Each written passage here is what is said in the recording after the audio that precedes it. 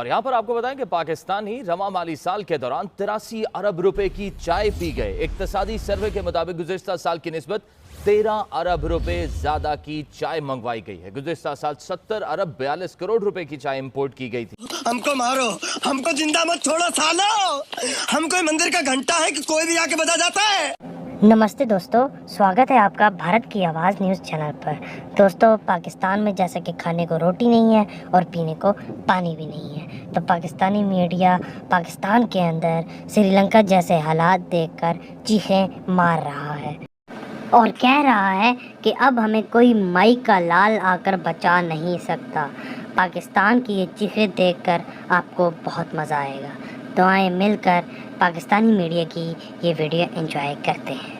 जय हिंद। इसमें कोई शक नहीं कि मुल्क की जो मईशत है तबाही के दहाने पे पहुंच खड़ी हुई है, पहुंच चुकी है, पहुंच गई है। डॉलर अपनी हद से तजावुज करके डबल सेंचुरी क्रॉस कर चुका है। रुपया मुसलसल तनज़्ज़ुल की जानिब जा रहा है। टेक्सटाइल इंडस्ट्री समेत कारखाने बंद होते चले जा रहे हैं। मजदूर को 2 वक्त की रोटी पूरी करना मुश्किल हो चुकी है। अब अपने आप को खुद साख्ता तौर पर खादिम आला से खादिम पाकिस्तान में बदलने वाले शहबाज शरीफ साहब से मेरी ये हाथ जोड़कर गुजारिश है कि हमें आपकी ऐसी स्पीड से कोई गर्ज नहीं। देखा आपने लापरवाही का नतीजा है। माल इम्पोर्टेड हो तो महंगा ही पड़ता है। नई हुकूमत भी आवाम को महंगी पड़ गई है। मिडिल क्लास यकदम गुर्बत की लकीर से नीचे जा गिरा है। घरों का किचन बजट आउट हो गया। फैमिली से कॉपी पेंसिल उठाकर हिसाब किताब शुरू कर दिया। क्या खाना है का सवाल अब ख़त्म हो गया। अब तो सवाल ये है कि घर कैसे चलेगा। तेल में पकाना तो नामुमकिन है। ख़वातीन ने उबली हुई चीज़ों को मेन्यू में शामिल कर लिया।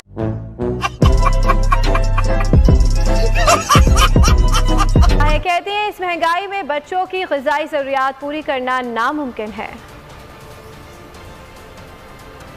आटा भी हम 300-400 रुपए का लाते थे, लेकिन हमारे 10-12 दिन जो वो गुजर जाता है। अब 3 दिन हुए हमारा आटा खत्म हुआ। अब हमें नहीं है समझ आती कि हमने कहा कि हम आधा किलो का पैकेट लाते थे, पहले हम 5 किलो 6 किलो लाते थे, लेकिन हम मजबूर हैं। हम कहते हैं कि ये हुकूमत जानी चाहिए दोबारा से खान साहब, क्योंकि उन्होंने बहुत फ़ायदा दिया था हमें। आवाम के लिए तो बेटा कुछ नहीं है। जो चावल हम 170-80 ले रहे थे, इस वक्त मैंने पूछा 250 रुपये किलो।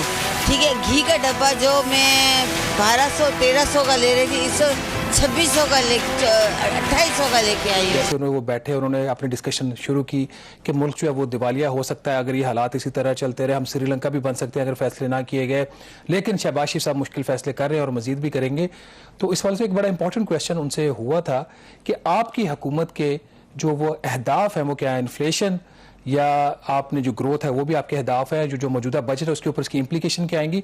नाज़िर के हवाले से मिफ्ता इस्माइल ने क्या कहा, सुनते हैं। टारगेट है, लेकिन पहला टारगेट हमारा जो है वो फिस्कल कंसोलिडेशन है। पहला टारगेट हमारा जो है वो मुल्क को ऐसी नहज से हटाना है जहां पे इमरान खान छोड़ के गया है। पहला टारगेट हमारा ये है कि हम श्रीलंका तक ना चले जाएं। हमको पहला टारगेट अपने मुल्क की फाइनेंस को बचाना है।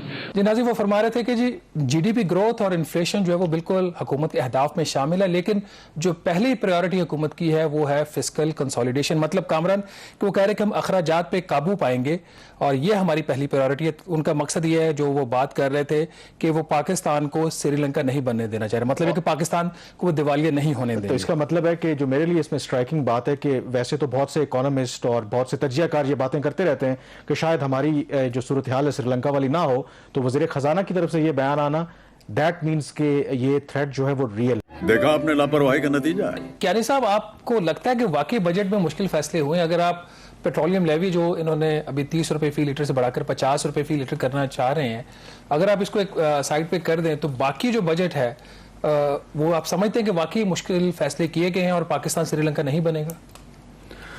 सर, एक तो ये कि मेरा ख्याल है ये वाली जो अमाउंट है ना, इसको आप साइड पे नहीं रख सकते। जब आपने बजट में लिख लिया कि ये 750 बिलियन रुपीस का हमने PDL लेना है, तो अगर ये सही नहीं है, अगर आपने नहीं लेना, तो ये 750 बिलियन का या जितने भी आप अमाउंट उसके ऊपर इम्पोज नहीं करेंगे, इतने का तो आपने फिस्कल होल पहले दिन क्रिएट कर दिया। मेरा पॉइंट ये है कि आप ये एक मुश्किल फैसला चले मान लेते हैं, इसको अगर आप साइड पे कर दें, इसके अलावा और कौन से मुश्किल फैसले आपको लगते हैं बजट के अंदर? लेकिन एक चीज इसमें अगर मैं ऐड कर लूं, पेट्रोलियम लेवी की आप बात करें, जो पिछली ये जो आउट गोइंग फिस्कल ईयर है, इसमें भी देखें कि मेरे ख्याल में गालिबन 612 अरब का टारगेट रखा था तहरीक इंसाफ की गवर्नमेंट ने।